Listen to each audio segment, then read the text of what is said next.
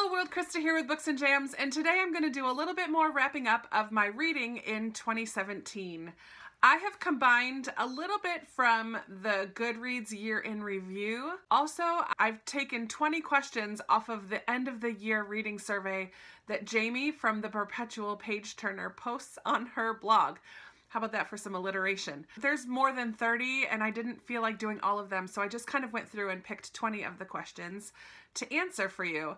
I thought these would be a nice way to kind of get an overall look at the books that I read in 2017. I think I'm still going to be doing a best and worst video coming up, hopefully very soon. But I read so many amazing books in 2017 that I didn't want any of them to get left out for any reason. I thought a lot of these questions highlighted books that I would like to share with you. So here we go with my year in review, end of year survey. The first book that I read in 2017 was Blood for Blood by Ryan Graudin. The last book that I read in 2017 was Firelight, the 7th book in the Amulet series by Kazu Kibuishi. The most popular book that I read according to Goodreads is The Deathly Hallows by J.K. Rowling. I was listening to this on audiobook in 2016 and I didn't quite finish, so early in 2017, I listened to the final book. The total number of books read in 2017 was 104. Yay! The number of pages that I read in 2017 is 33,854 pages. Pretty good reading year overall, I would say. This is where I'll switch and go into the questions that Jamie has on her end of the year survey. A book that I was excited about and thought I was gonna love, but didn't, All the Light We Cannot See by Anthony Doerr. I love World War II fiction, but for some reason this one did not connect with me. The most surprising, in a good or bad way, for me is Bird Box by Josh Malerman. This is a horror novel and I never thought I would read it, but I did and really enjoyed it. The best series you started in 2017, the best sequel you read in 2017, and the best series ender. I started a bunch of series, I think, in 2017, but the one that I would say is the best series starter is definitely Mistborn, or The Final Empire by Brandon Sanderson. The best sequel I read in 2017 is Blood for Blood by Ryan Graudin. That was a duology, and I really enjoyed that. And the best series ender, there's only one, but it was very good, and that is Rilla of Ingleside by L.M. Montgomery. I loved it. The best new author that you discovered in 2017. And these authors are not new, but they're new to me. And I picked two, Susanna Kearsley, and I read The Rose Garden by her, and Frederick Bachman, and I read A Man Called Uva.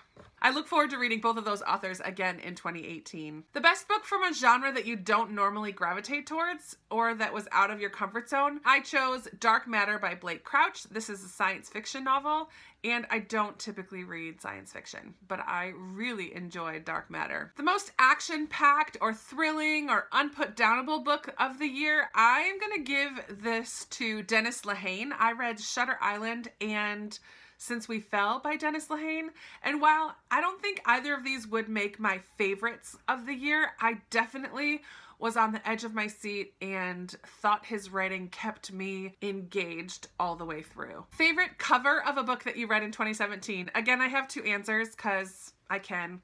I would choose this edition of Emma by Jane Austen and any of the editions of Heartless by Marissa Meyer. I think both of these covers are really beautiful. The most memorable character of 2017, as I looked through the pictures of all the books that I read in 2017 on Goodreads, the character that jumped out to me as very memorable was Mark Watney from The Martian by Andy Weir. He's hilarious, resilient, creative, and brilliantly smart, and able to withstand a really long time on his own. Was pretty amazing, and keep a sense of humor and strength, and yeah, he was pretty fantastic. The most beautifully written book that I read in 2017, I would say that this goes to Peace Like a River by Leif Enger. I just really loved the way that Leif Enger puts words together. No word was wasted, and they were beautifully written. The most thought-provoking or life-changing book that I read in 2017, I would say, is In Order to Live by Yoon-mi Park. This is the story of a girl who escaped from North Korea. I didn't know very much about North Korea, so while I wouldn't say that it particularly changed my life, it was definitely very thought-provoking and eye-opening.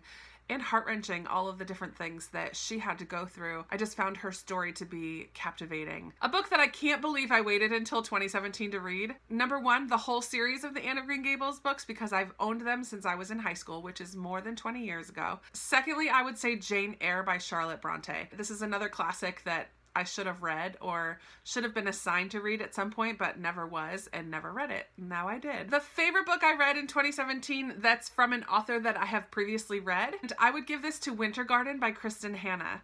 I really love Kristen Hanna's writing. I love the way she tells a story, and I love the way that it breaks my heart and makes me bawl. The best book that I read in 2017 that is solely based on recommendations from other people, I would give this again to Bird Box by Josh Malerman, because I never pick up horror. I never reach for horror novels.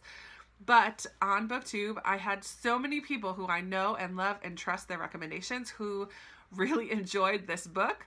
That's the only reason. I don't know that I ever would have even heard of it had I not been a part of the BookTube community. The best 2017 debut that you read, and I'm changing this to say the best debut that I read in 2017. The majority of debut novels that came out in 2017 that I read were YA debut novels, and I don't find any of them to be stand out enough to talk about. However, I read Homegoing by Ya Gyasi this year, and that was her debut novel, and it was stunning. The structure of the book and the way that she wrote the characters and the story and the weaving together that happened and the intricacy and beautifully written way that this book was done just blew me away for a debut novel especially. The best world building or vivid setting, I'm separating those two so I can give two books. The first is the best world building, and I would say Mistborn by Brandon Sanderson. First book in the Mistborn series, I think sets up a very intricate and exciting world that I fell in love with.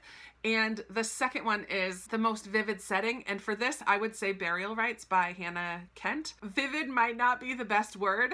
I guess by vivid just means that you can feel it and see it, and not vivid in like bright and happy. The setting in Burial Rites is standout. It's set in Iceland, and it's so bleak and stark and dreary and gray, and I felt a lot of the things that I felt in part because the setting was so dynamic and it matched the mood of the story that was being told so well. So I had to give that setting question to Burial Rites. The book that put a smile on your face or was the most fun to read. I had two for this one as well. I chose Attachments by Rainbow Rowell because it's set in the 1990s, which is when I was in high school and college, and it was so nostalgic for me. I know that there are some problems with the love story that's being told, but I found this book to be a lot of fun. I could relate to it, I understood these characters, and I just thought it was a lot of fun. Also, I chose Wonder by R.J. Palacio. While this book wasn't completely happy, there were parts of it that made my heart feel very tender, and I don't think I cried, but close to crying. But Augie was just such a remarkable little boy. He definitely puts a smile on my face. The opposite of that is books that made you cry or almost cry, and I could have a list of a ton of books, so I just narrowed it down to 4. Before We Were Yours by Lisa Wingate, The Last Christmas in Paris by Hazel Gaynor and someone else, Winter Garden by Kristen Hanna, so many tissues, and A Man Called Uva by Frederick Bachman. I have so many. I wouldn't say half of the books I read make me cry, but I'm a quick to cry kind of a reader, so there's a lot of them, but those are 4 in particular that stand out. A hidden gem book of the year, I chose for this Brooklyn by Colm Toibin. I don't hear very many people talk about it, and it is kind of a quiet book. It doesn't stand out and say, read me, read me. And I know I'm a little late to the party, so maybe when it first came out, people read it a little bit more. But for me, it was a hidden gem because I read it, I believe, in March while I was sick, and I picked up a lot of books during that time, and nothing was sticking with me, but Brooklyn just had a quiet, soothing way of getting into my heart and mind, and I really enjoyed reading it. It's just a coming-of-age story of a girl who moves from Ireland to America. I didn't necessarily like her all the time or agree with everything that she did, but I loved the writing and I loved this book, and for me, it was a hidden gem of the year. The most unique book that you read in 2017 easily goes to Illuminae by Jay Kaufman and Amy Kristoff, but that's kind of like the obvious answer because the structure and format of this book is so different, which I'm sure you've heard of. I didn't particularly like it, but it was definitely unique, so I'll give it that.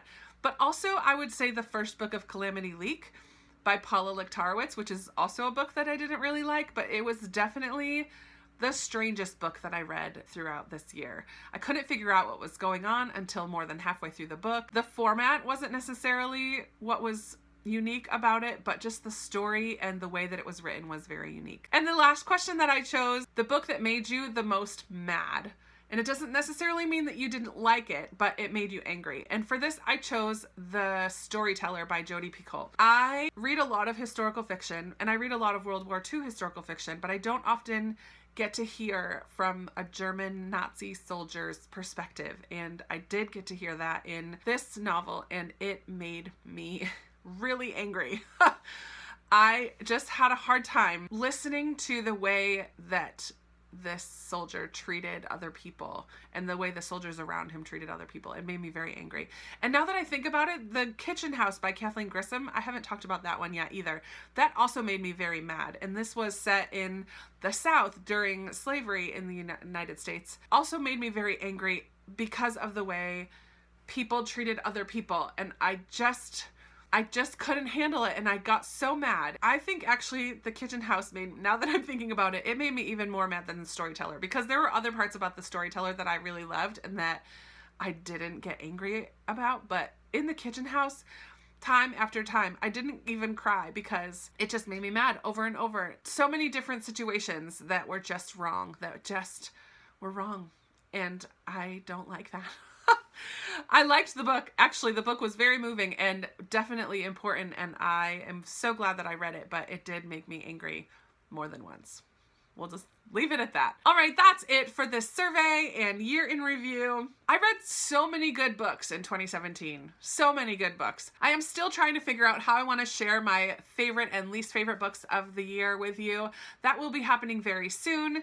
But for now, I just wanted to give you this overview of the year. I hope that you enjoyed it. In the comments below, I would love to hear, what would you say was your hidden gem book of 2017? Maybe it didn't make your favorite or least favorite books of the year, but it's a book that quietly snuck into your heart and made a place there. I would love to hear what some of those are for you. And be sure to give this video a big thumbs up if you liked it. And if you haven't yet subscribed to my channel, I would love to have you here all the time. So go ahead and click that subscribe button. And I will be talking to you in another video very soon. Bye. What am I going to do?